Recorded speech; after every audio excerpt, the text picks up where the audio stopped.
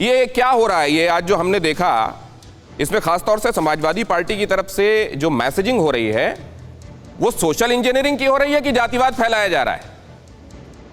नमस्कार दिनेश जी, आपको, को पैनलिस्ट को और तमाम दर्शकों को नव वर्ष की सभी को ढेर सारी शुभकामनाएं कि हमारे साझे प्रयास से हमारा समाज खुशहाल होगा, अमन चैन होगा, हमारा देश बुलंदी से आगे बढ़ेगा।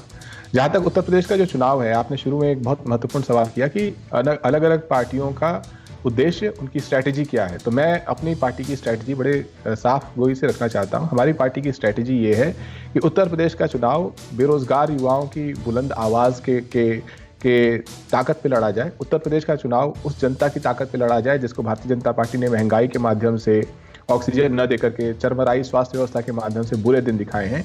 उत्तर प्रदेश का चुनाव किसानों की ताकत से लड़ा जाए, जिसमें अजय मिश्रा टेनी आज भी मंत्री बने हुए हैं, किसानों को धमका करके और अपने पुराने कच्चे चिट्टे को प्रस्तुत करके। तो उत्तर प्रदेश का चुनाव अमन चैन पे लड़ा जाए, खुशहाली पे लड़ा जाए। जहां तक खेल की जहां बात है, और आपके सवाल पे भी मैं आऊंगा कि मैसेजिंग क्या है। जो खेल की बात है तो इंडिया टुडे, हालांकि दूसरा मीडिया प्लेटफॉर्म है, लेकिन मीडिया का ही एक सूत्र है, उसका एक आर्टिकल छपा था, अनएम्प्लॉयड ड्यू टू कोविड-19 pandemic, sports coaches frying samosa selling tea in Uttar प्रदेश।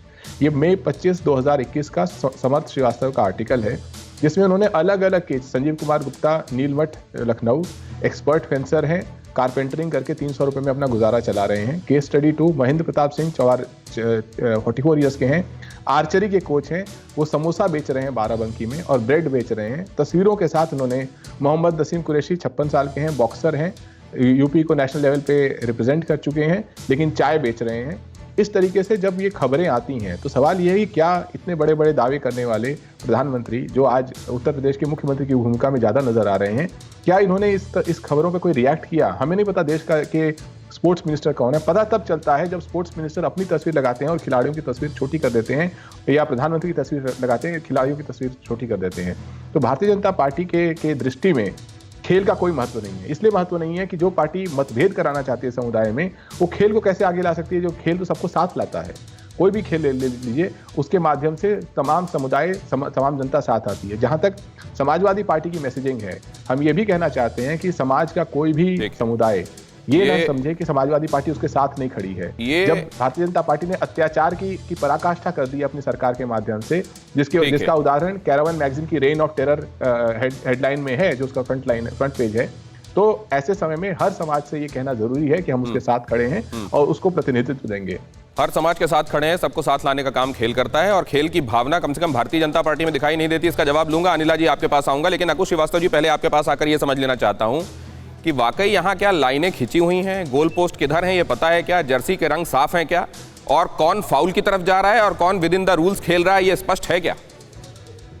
देखिए दिनेश जी, सबसे पहला सवाल, जो बड़ा सवाल है, यहाँ किसी को कुछ अपनी लाइन नहीं पता है, सिर्फ तीर तुक्का चल रहा है, और सबको ये अंदाजा है कि हमें इस तरफ गोल करेंगे, सीधा स्ट्रेट गोल करेंगे तो शायद कुछ फायदा होगा। पेनाल्टी कॉर्नर और अन्य विधाओं से वो कोशिश नहीं हो रही है।